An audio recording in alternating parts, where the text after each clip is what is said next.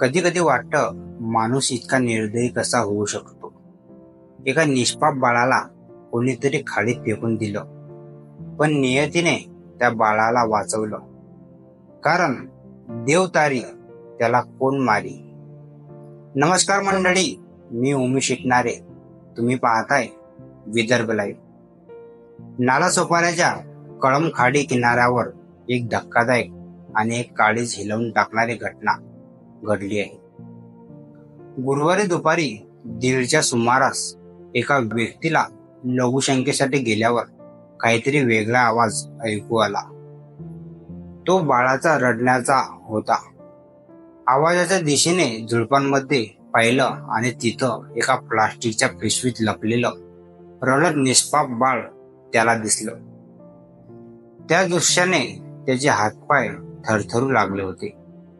त्याने तात्काळ स्थानिक लोकांना बोलवलं आणि नंतर पोलिसांना याची माहिती दिली.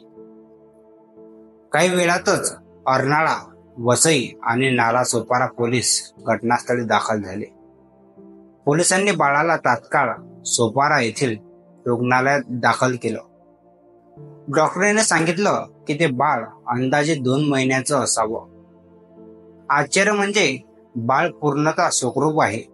वरिष्ठ पोलीस निरीक्षक विशाल वळवी यांनी सांगितले की अज्ञात आरोपीने बाळाला थेट खाडीत फेकण्याचा प्रयत्न केला, मात्र बाळ झुडपात अडकलं आणि त्या झुडपांनीच बाळाचा जीव वाचवला. ही खाडी तिन्ही पोलीस ठाण्याच्या हद्दीत असल्याने सुरुवातीला गुन्हा नोंदवण्याचा प्रश्न निर्माण झाला होता. अखेर नालासोपारा पोलीस ठाण्यात गुन्हा नोंदविण्यात आला.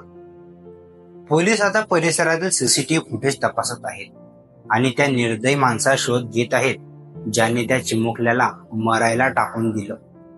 या बाळाच्या अश्रूंनी आभाळाला सुद्धा रडवलं असेल, पण माणूस अजूनही माणूस पण हरवत चाललाय का?